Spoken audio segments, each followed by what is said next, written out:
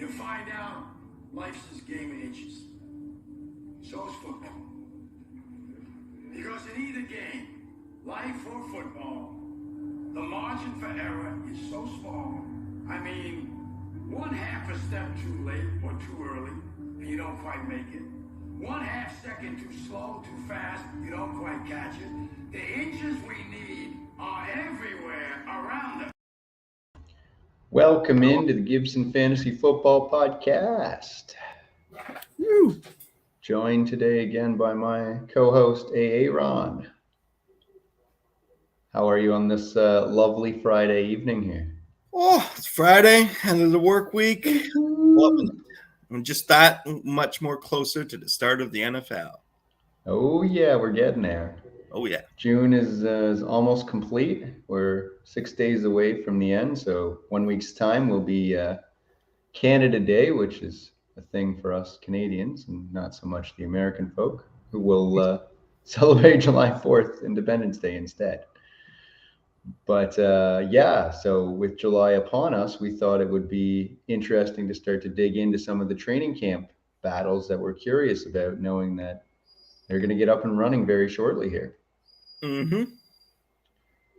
But before we go into it, if you are interested in anything we're offering, come on over to the website, GibsonFantasyFootball.com. Find us on Twitter, Gibson_FF, or Gibson Fantasy Football, all one word, on Instagram, YouTube, and Podbean.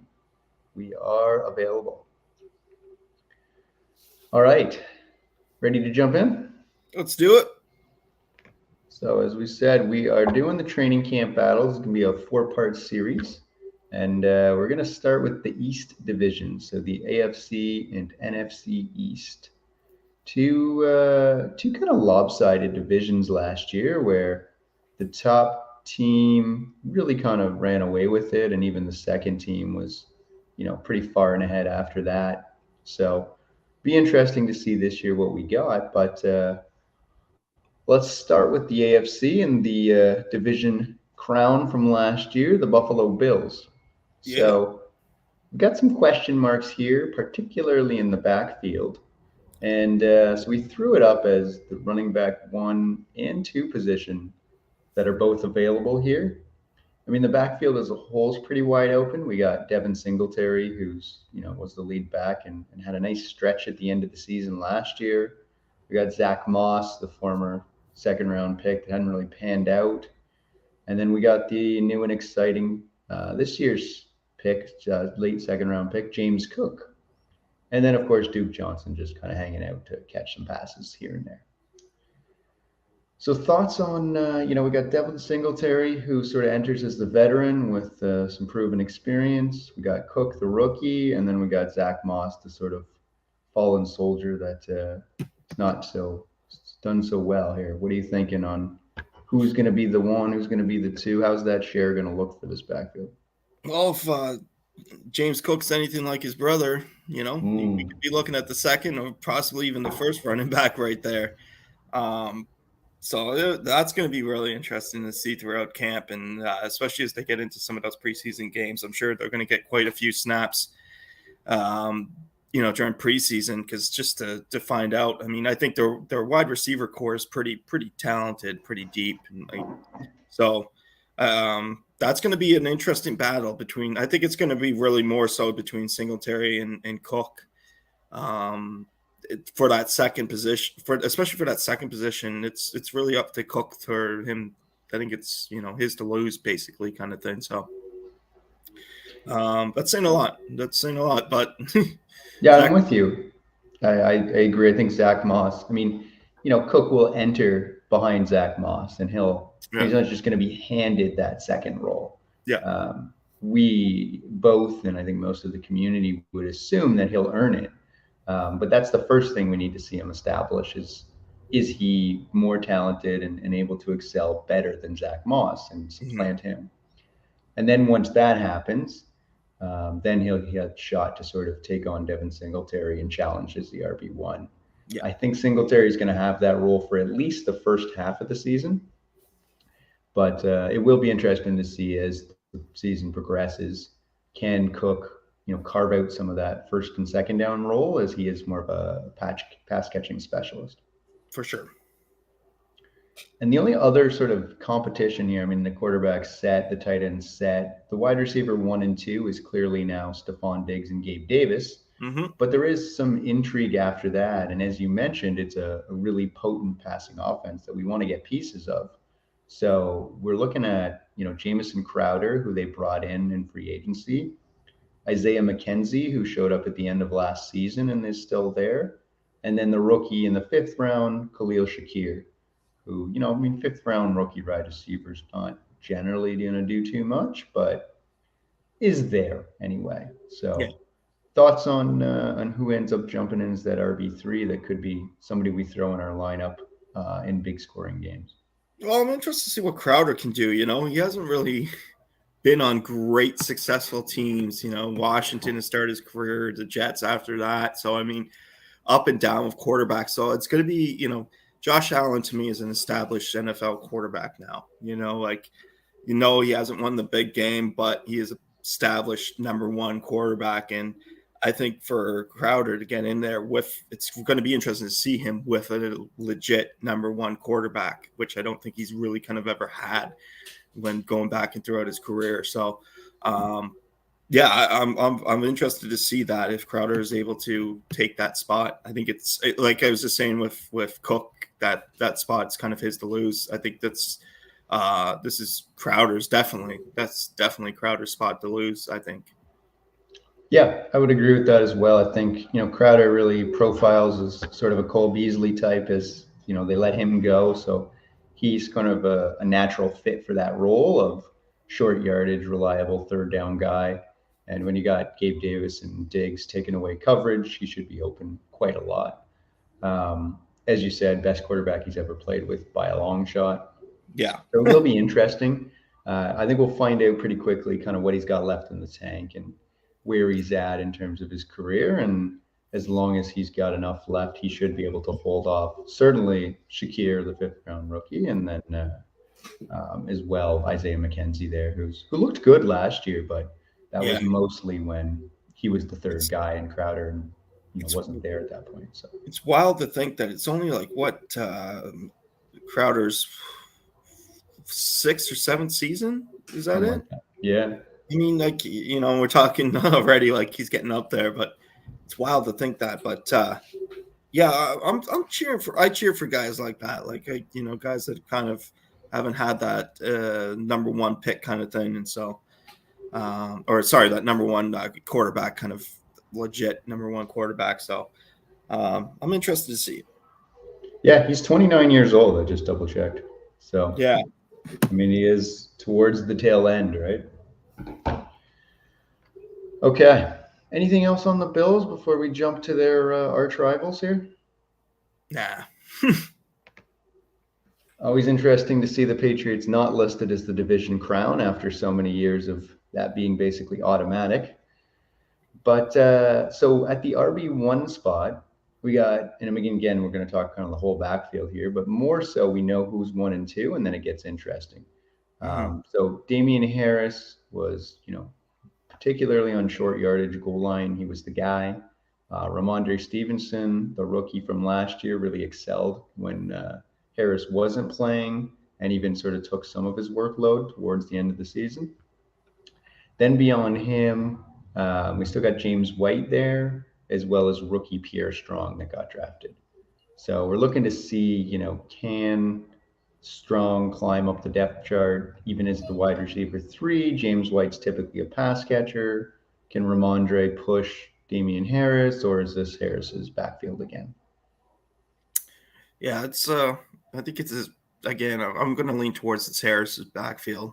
I think he's the standout number 1. Those other guys are going to have to definitely step it up and prove something. It's a Bill Belichick team, right? He's just not going to let anybody It doesn't matter what your name was in college. Once you get to New England, it's just there's a number on your jersey and that's it. And he calls for you and the due to play. So it's going to be I think it's going to be interesting to see if maybe one of those guys could be, maybe that's their way of, progressing in the game. It's getting onto a team like that and to be challenged like that. So that's going to be interesting. But I like Harris as number one.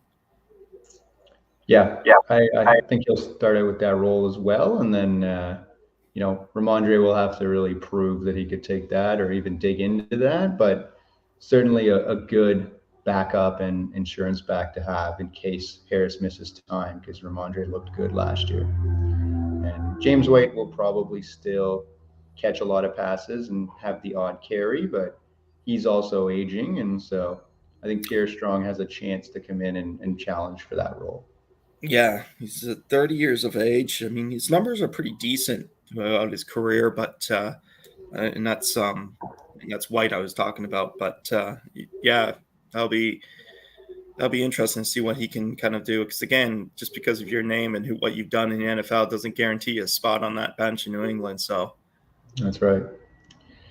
And speaking of not being guaranteed a spot, so the Patriots traded for Devontae Parker, who's sort of unanimously declared as the number one. He's certainly the most talented of the group and the best receiver they've had, since kind of the Edelman era there.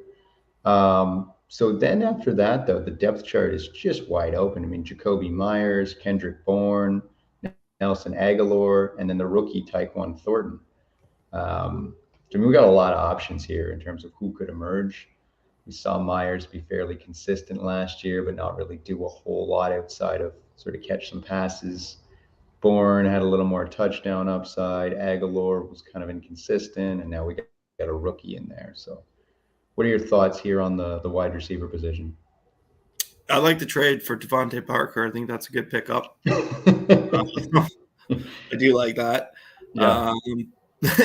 I always love it too in the AFC. Anytime there's a trade within the AFC East, I always just feel like that stings a little bit for that, the Dolphins and stuff. So I love seeing those kind of things because it just brings the rivalries just that much more excitement. After that, Jacoby Myers, that's going to be interesting to see what he can kind of do coming this season. So, but there's no sure thing, right? Sure, Devontae Parker is going to be your number one wide receiver, in my opinion. But other than that, like, who's that secondary? Who's the third guy? Who's going to be? I find, again, with New England, sometimes it's just who's showing up that week kind of thing. Sometimes they just rotate through the players, right? And they just kind of whoever's going to kind of be the guy to step up that week. So. Yeah, and that's what makes the backfield so interesting, which is why we normally want to keep an eye on who's the RB2 and 3 in New England, right? Yeah. And I mean, at the wide receiver group, between Parker taking away, a decent target share, and then we'll talk about the tight ends who both kind of can emerge at different times. You do kind of wonder how valuable will that wide receiver 2 be? Mm-hmm. I think if it's a clear-cut person who takes that role, and Mac Jones continues to develop, that they'll have some fantasy relevance as, wide receiver 3 or 4 type level of player. But yeah, it'll be interesting to see where that goes. I don't even know who I'd pick at this point. I mean, I guess Kendrick Bourne kind of looked the best of the bunch last year. Myers was more consistent in terms of catches and receptions and even yardage at times, but just couldn't get in the end zone. So yeah. I guess I'd lean Bourne there if I was forced to sort of grab somebody at this point, but they'll all be really cheap to get in the draft if you're interested. Yeah, and going to be guys that I think, aren't probably going to get drafted, right? And are going to sit there, depending on the league that you're in, how many teams and all that. But definitely, like, if you're in a league where, quite a few players are going to be on, the free agency list or whatever you want to call it, I think there's going to be a few from New England that you could really keep an eye on.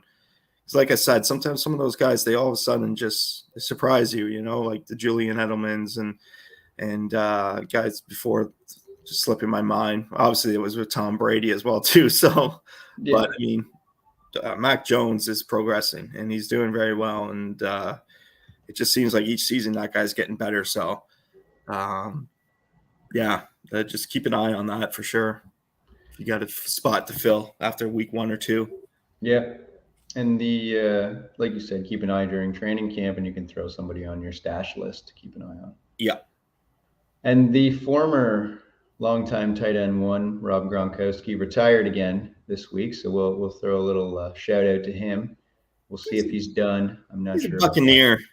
He's Yeah. not a Patriot anymore. No, but we're going to talk about who's the tight end one. And we saw this battle last year between Hunter Henry and Jonnu Smith. And, Henry was a pretty good touchdown target and would have games with one, even two touchdowns. So he was an interesting streamer in fantasy and could be again, but it will be sort of curious just to see if Jonnu Smith has any ability to challenge him or not. Yeah, I'm interested.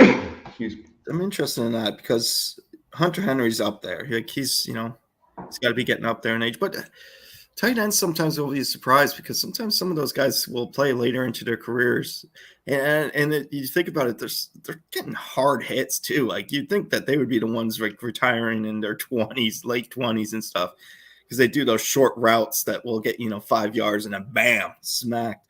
So yeah, I'm interested to see though. Devin, is it Devin Asasi? Oh yeah, the rookie from last year. Yeah, I'm interested to see if maybe one of those guys won't step it up and maybe even try to, take that second or even the first position. More so, they'd want the first position, but yeah, that's a good point. Yeah, I checked. He's Hunter Henry's 27. He feels older, I think, because he came in so young and played on the Chargers for so long. Yeah, he feels older, doesn't he? Yeah. Yeah, so as you said, I'd lean Henry there. And, he could be a good streaming option as well this year. Yeah. It's generally what you end up doing at tight end once you get past the first kind of 5 or so.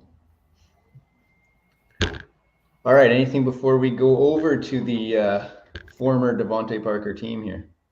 Oh, I can't wait for that first whenever they play each other. That's going to be I love it. It'll be twice this year, once in Miami, once in New England. So the Miami game will be fun. So for the Dolphins, it's pretty definitive in terms of, you've got Tyreek Hill, and then you've got Jalen Waddle, and then you got Cedric Wilson. So that's set. You've got Mike Gesicki at tight end. You've got Tua at quarterback. So it's all pretty inked in there. It's really just that backfield, which is a mess and pretty wide open. You've got Chase Edmonds, who they brought over from Arizona, who profiles really as a pass catcher, but can also carry the ball from time to time. Raheem Mostert, who's very familiar with Mike McCarthy because he came from the 49ers, but health and sort of age is a concern there. And then Sony Michel, who they just added from free agency, who filled in admirably for Cam Akers last year on the Rams and had quite the season. So what are your thoughts there on that trio and how that's going to shake out? Yeah. Does Gaskin have a chance? I mean, I left him off the list. You could include him because certainly he's there, but he doesn't have a chance. No. A couple of they bring in a couple of guys that have that experience in Mustard and Sony Michel. So that will be interesting to see what those kind of guys will bring to the table because with their experience as well.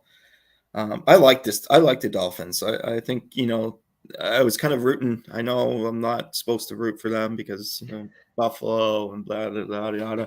But it was a fun season to watch. Or I guess for the first 7 games, it wasn't fun for Dolphin fans. But that second half was just. I mean, they almost made the playoffs, and Tua was strong. Jalen Waddle was unbelievable. So I'm really excited to see the season and excited to see who's going to step up in that number one. I agree. I think Chase Edmonds is the number one right now on paper, but again, it'll be it could just be one of those rotation ones, right? I mean, you got 2 veteran running backs there, and you got one younger running back in Chase Edmonds. So I think it could be rotation quite a bit. One guy gets it more for the longer yards. One guy gets it in the red zone. One guy's getting it for the passes kind of thing, right? Yeah, no, and that's a fair point as well because like we sort of talked about there, Mike McCarthy's coming over from, coming over from 49ers there. So that was the philosophy there, right? Under Kyle Shanahan was, let's mix up all the backfield, and whoever's hot that week gets the touches, and whoever fits the scheme the best gets the touches. And so, it's very possible that it could be all of them or any one of them in all the different games. It may not be the same person every week, which, always drives us nuts as fantasy managers, but certainly helps in terms of scheming against other teams and defenses. Yeah, it's the worst for fantasy. It's like, who just toss a coin, some weeks. You really almost have to be like actually at their training facility during the week to kind of really find out. Yeah, I think Edmonds will have enough passing work to be startable, at least as a flex most weeks. But yeah, he could be much more if he takes over that primary role. For sure. All right, last but not least in this division, well, they were my favorite. They were at least last year by a long shot. All right, so for the Jets, I mean, it's pretty wide open here, and this is a really interesting team. I mean, it's clearly Zach Wilson's team for now, at least. Should he continue to do okay here? But it's a big year for him, and they brought in some big players in the draft. So the first one being Breece Hall. Well, not the first one in order of draft, but the first one we're going to talk about being running back Breece Hall, and you got running back Michael Carter there. So, I mean, the assumption is that Breece Hall, with the high second-round draft capital, is going to be the starter and take over for Carter, who sort of struggled at times, but is more of a pass catcher. But, we don't know that right now. We haven't actually seen anything happen yet, so we still have to see how that shakes out. So keeping an eye on that. But what do you think about those two? Yeah, you pretty much said it. I mean, it's going to be one of those ones you're really going to have to watch preseason, I think, to determine who's going to be the number one. I don't think any position right now is actually slated. Like you said, Wilson, that would be, Zach Wilson would be the only spot right now that I forget who's their head coach, slipped in my mind. So, does anybody? New York fans don't even know who their head coach is, so we'll forget about that. But yeah, I saw. Oh, it's Robert Saleh from the 49ers. Oh, that's right. Yeah. So it's really, I think, anybody's on this team.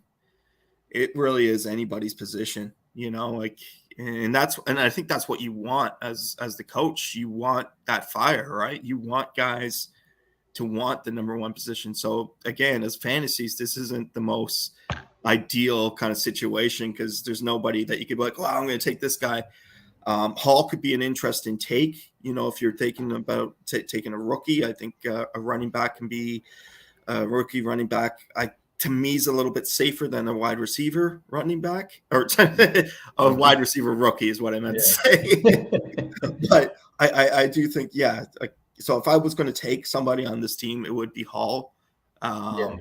Again, that would be later in the draft. I'd have already my lineup set, so I wouldn't really rush into it, right? But I don't really see which is going to make it interesting.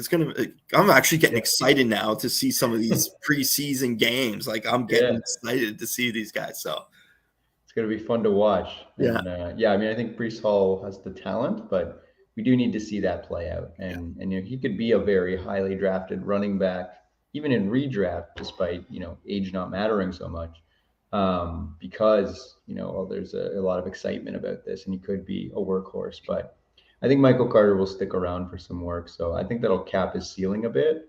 And he may be somebody that, you could play as a sort of a flex RB2, or more of an RB3 sort of flex in the first few weeks. And then if he cements himself, he could be a back half running back that really makes a name for himself. Yeah, I agree. Tight end is less exciting. We got CJ Uzomah versus Tyler Conklin.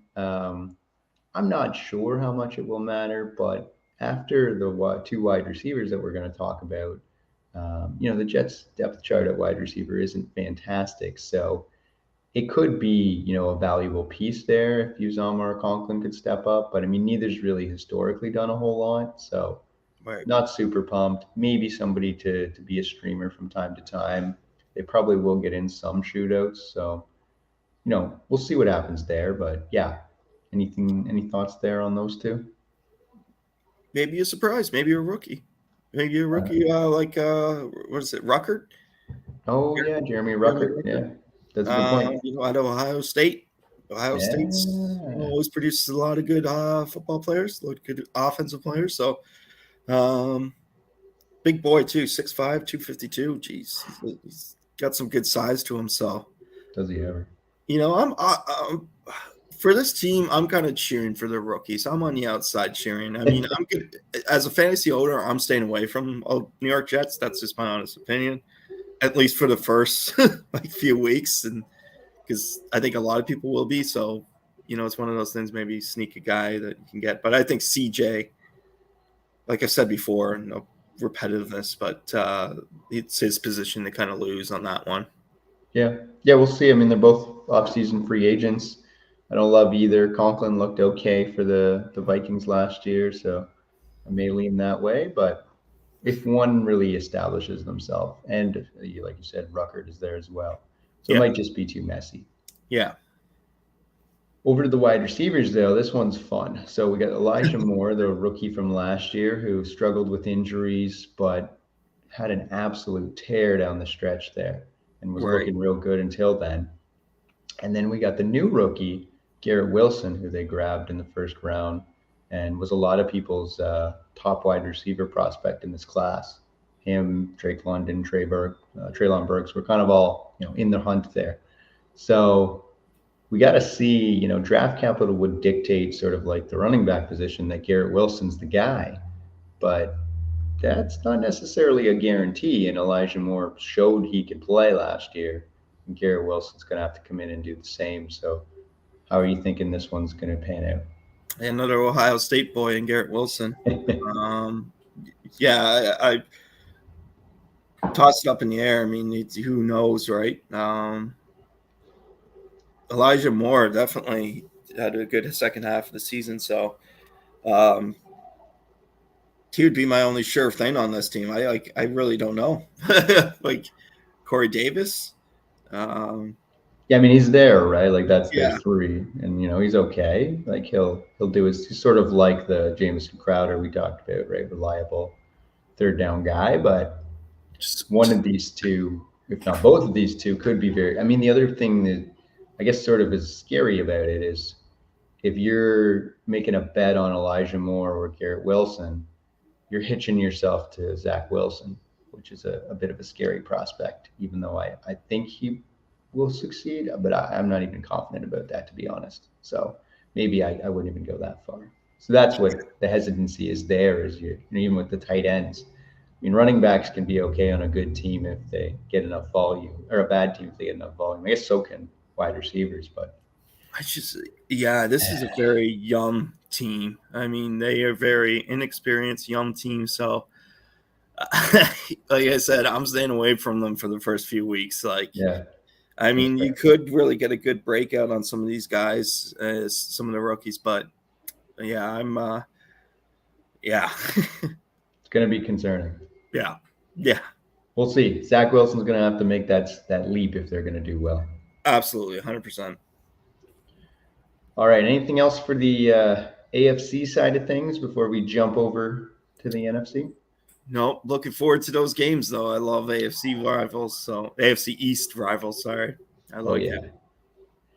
All right. A few less battles on this side than there is on the AFC side, it seems. So the Cowboys, much like the Dolphins, have most things locked up. You got Dak. Despite people hating on Zeke is clearly ahead of Pollard. Anybody who tells you different is not watching any. I mean, I know he was hurt down the stretch last year and struggled, but Pollard's not taking that role from him unless he loses it. It's his right now. And then at wide receiver, it's definitively CeeDee Lamb now, and then it is Michael Gallup. But the problem is that Michael Gallup's going to probably be on the PUP, if not at least missing a week or two to start the year, given his ACL tear late in the season last year. So then you look at rookie Jalen Tolbert and former Steeler James Washington that they brought in. And you think, somebody's got to have some value in this offense because despite, Dalton Schultz at tight end being probably the second target, the offense passes a lot and they're a pretty talented group. They're going to win a lot of games, going to score a lot of touchdowns. Yeah. So what are your thoughts there with Jalen Tolbert and James Washington?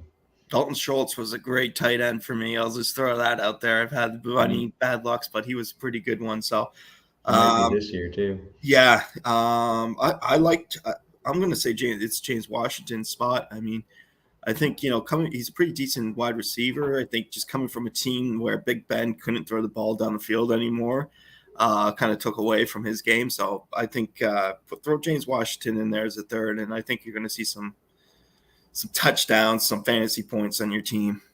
Okay, interesting. I'm leaning the other way on this one.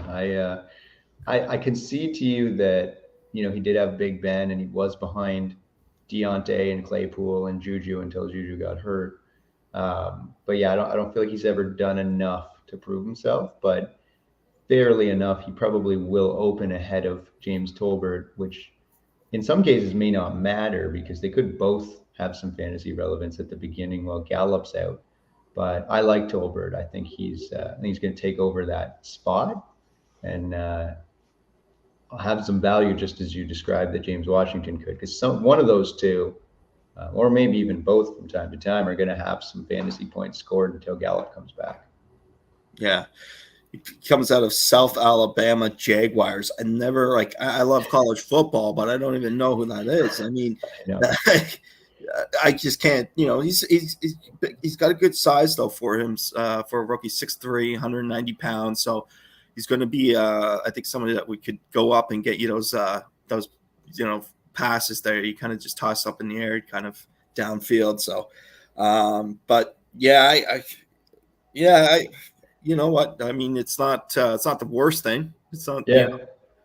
But one of them is going to be involved for sure, if not both. Yeah. So, I mean, they're both players to keep an eye on. You could probably grab them. Again, might go undrafted, right?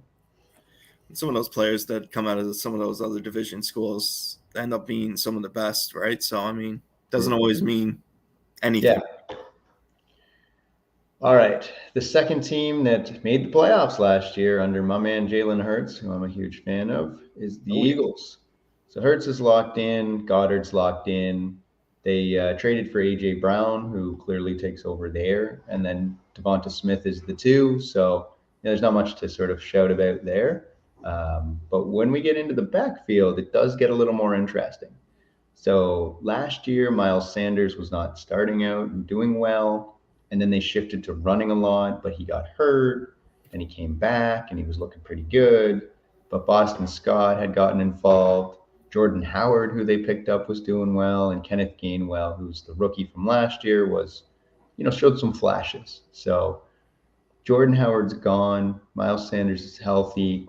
So now we got Sanders, Scott, and Gainwell all competing to see who's the RB1, who's the RB2, and how's that all going to shake out in an offense that was very run-heavy last year. Mind you, added A.J. Brown, so has the weapon upgrade to throw more if they want to. Mm-hmm. Said it perfectly. What are you thinking? Who are you thinking is going to end up at the head of that rushing attack there? I just wanted Boston Scott. I just like saying Boston Scott. It's Boston Scott. No, I think it's going to be Miles Sanders, number 1, and Kenneth Gainwell, I think, will be number 2.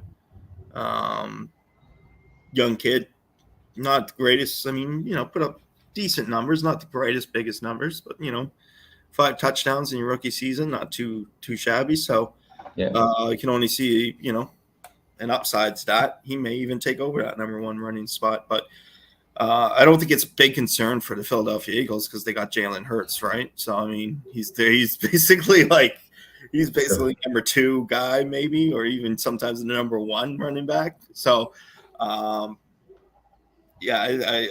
Miles Sanders to me is just going to be number 1. Yeah, I think he'll start with that job as well, and I think he's got potential value if he could. He really struggled on the touchdowns last year. He only had one, right? So, I mean, if he got into the end zone a little more, he could actually be a pretty productive back. And if they run like they did, or if they are throwing the ball more, he's pretty good pass catcher along with Kenneth Gainwell, which is where Boston Scott doesn't typically do as well. Right. But it's going to be interesting because if Scott's there to sort of cannibalize some of the work from both of them, then it could be tough to see anybody really be super valuable with Jalen Hurts stealing a lot of goal line work and a lot of carries himself. Yeah. But probably somebody you can grab pretty late in terms of Sanders if you want to take your shot. He'll probably be in that running back dead zone in round 5 or 6 or something like that. Agreed. All right. The formerly known as football team, now excited to be the Commanders. Should have stuck with football team, yeah. They should have just gone with the Sentinels, like off of freaking replacements. I mean, come on. Washington. That would have been good. Could have had Falco. Would have been a good time. Bring in Joe Falco. Yeah. Absolutely. Yeah. Keanu Reeves comes out for a snap, that'd be fun. Take a knee even just to make it, nothing bad happens, but it's fun. Oh, could you imagine someone just takes a run at Keanu Reeves? He's definitely not the one. Yeah. So, I mean, Carson Wentz is the quarterback. Logan Thomas is the lead tight end. Terry McLaurin's there, and Gibson's there. So Gibson's, despite everybody being concerned about his ceiling, rightfully so. They've got Brian Robinson, the rookie they brought in. They got J.D. McKissick, the pass and catch specialist from last year and sort of even before that. So, I mean, Gibson's going to be the lead back for what that's worth. I mean, it could be a bit of a 1-2 punch, but how do you think, Robinson's going to emerge himself into this offense with J.D. McKissick there as a pass catcher who takes a few carries from time to time as well? Well, if depending on what Gibson's house like, he's gonna maybe have a lot more opportunities than he would have. Because I like Gibson; he's my boy. He did so well for me last year. So good. I mean, McKissick too is really decent. He's really decent as well too. Because it hurt me sometimes. It was just like, why did they give it to McKissick? But he's got the points. But I got to stick with Gibson and McKissick as the 1-2 combo. It's going to be interesting. I don't know. I don't know too much about Brian. So, yeah, I mean, it's like he's a third-round rookie running back, right? And so, I mean, draft cap is okay. It's a day 2 pick, so nothing wrong with that. But, I mean, I think, because of the comments that Ron Rivera's come out and said, he could see them being like D'Angelo Williams and what's his face Hall that used to be there, the Panthers, right? His name's escaped me, but the two of them where they were like a 1-2 punch and sort of tearing it up. So he's talked about that with Brian Robinson.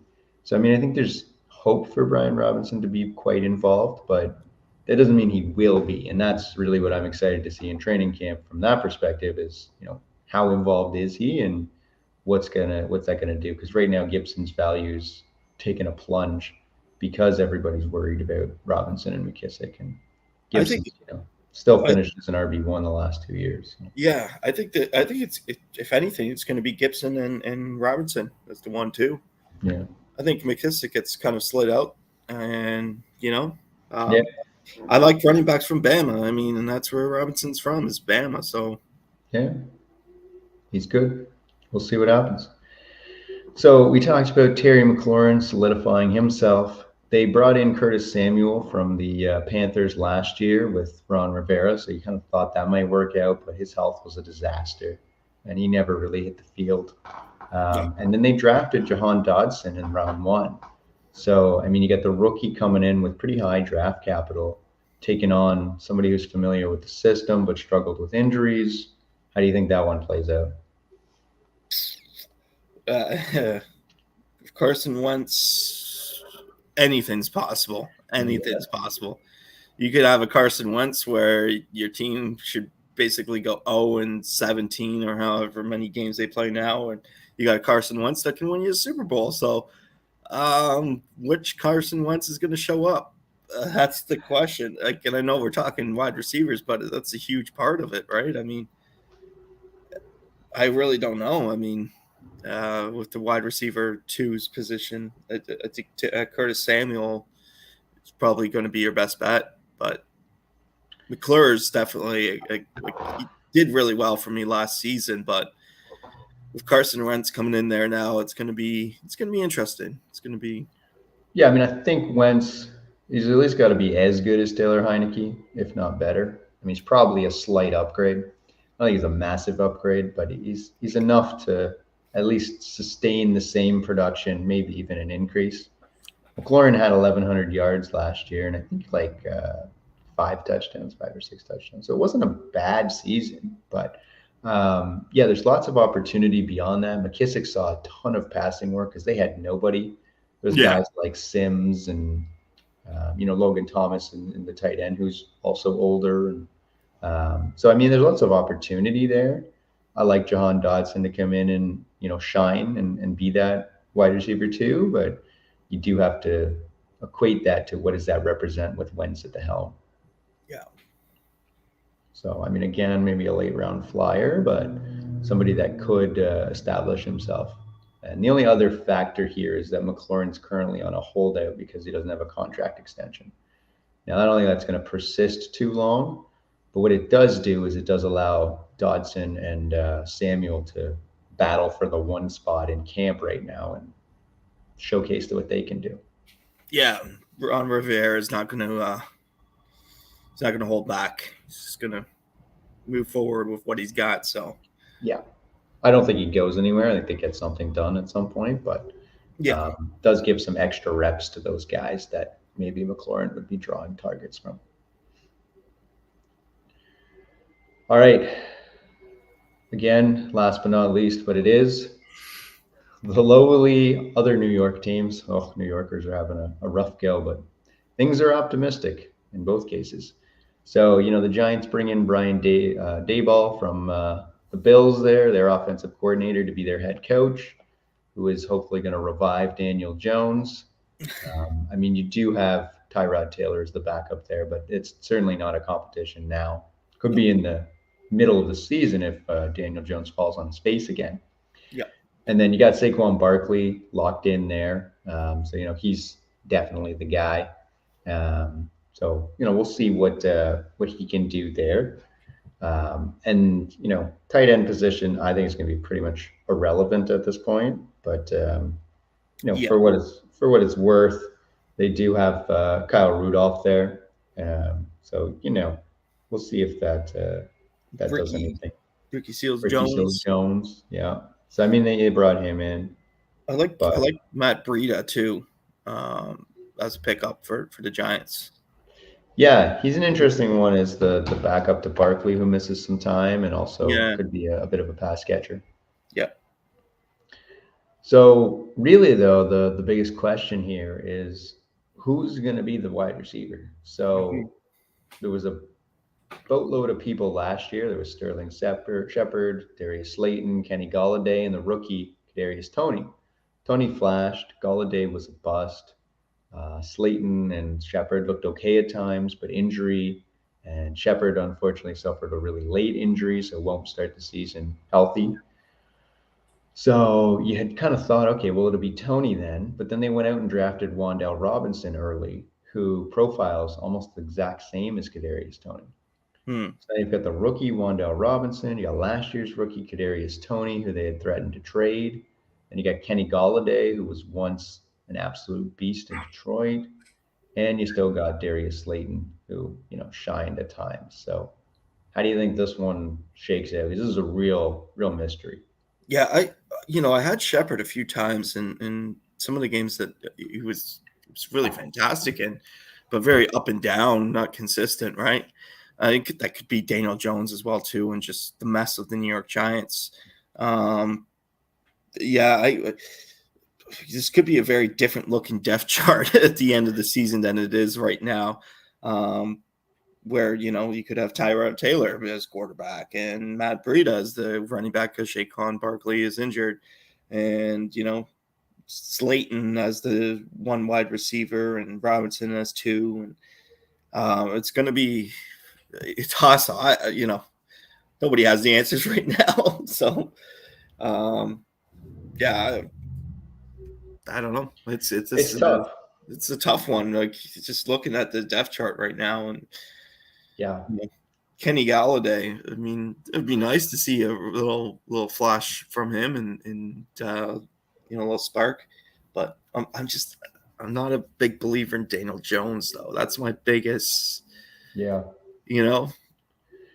But this is the thing, right? Like, there's so much opportunity that if one person emerges as the clear-cut person, then there could be, pretty good fantasy value in that person. But you need first one of them to outdo the others, and then you need Daniel Jones to be a competent quarterback. And so that's two things you need to happen for a player that, I mean, you likely don't even have to draft in some cases, or certainly will have to draft later in the draft if you want Tony or Galladay or Wandell. Or, I mean, I think Slayton's probably the least likely to jump in there, so he's probably going to go undrafted. Yeah. But yeah, you can get these guys super late if not undrafted. So it could be worth taking a shot, but I mean, you'll probably know within the first couple of weeks, which is the nice thing if you do take a shot, is, you'll see how it shakes out, and you'll see, okay, is Daniel Jones actually better in this offense? Which is something, we're going to want to monitor in training camp too, so we can see. For sure. Is there information that we can use when the draft rolls around? Yeah, for sure. It's going to be, It's going to be interesting. So, I mean, we got lots of battles to watch at all three different positions there. No quarterback battles in either of these divisions. All 8 quarterbacks are certainly locked in as the starter, but there'll be some quarterback battles we'll talk about in future episodes here. But so there we go. We've made our way through all 8 teams, both divisions. Any final notes on any of those folks? Put up the socials again for people. Not so much about the folks, but I'm just taking a look who I think, my bold prediction is going to be. I think the Bills will win the division. Yeah. The Dolphins will place in second. New England will place in third. And the Jets again will be in last. I think for the NFC East, I think I got to think Philadelphia is going to take over that number 1 spot. Dallas, is going to fall to that second. And the Commanders, I think, will finish where they finished last year, and just in that third kind of position. And then the lonely Giants. Sorry to the New York fans. I know. But I'd like to disagree with you too to make it interesting, but I kind of have to side with you there. I mean, maybe the Patriots could overtake the Dolphins and stay the 2, but I like what the Dolphins have going on. So yeah, I'm excited. They're building off that momentum of last season. So yeah, and they added AJ Brown. I mean, it's looking good over there. But if I had to pick if I had to pick either between the Jets or the Giants of being a surprise team, I'm going to say the Jets, just because of all the rookies. Yeah. I think if there's ever going to be a surprise, it's going to be from more rookies, right? So. Yeah, that makes sense. All right, so as we said, you can find us at GibsonFantasyFootball.com, Gibson_FF on Twitter, or Gibson Fantasy Football, all one word, Instagram, YouTube channel, and Podbean. It's been fun breaking down these 2 divisions. I'm excited to dig into some of the other ones, and every time we do another episode means we're another week closer to training camp starting and the season starting. So only going to be more excited as we get going here. Absolutely. All right. Anything else you want to jump in with before we call it a day? Nope. That's it. Hope you enjoyed. As always, feel free to like, subscribe, comment. We appreciate any support. And till next time, clear eyes,